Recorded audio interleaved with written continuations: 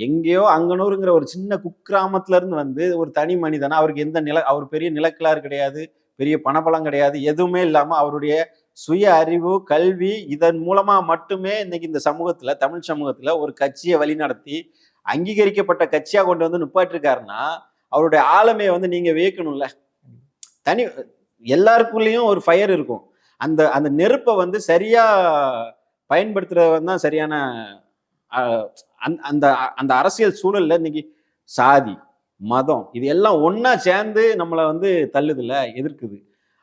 அதெல்லாம் கடந்து இன்னைக்கு ஒரு 4 எம்எல்ஏ, 2 எம்பி, ஒரு தமிழ்நாட்டில் அங்கீகரிக்கப்பட்ட கட்சி இந்த இடத்தை அடையிறது இருக்குல்ல, இதை வந்து நீங்க யோசிச்சு பாருங்க.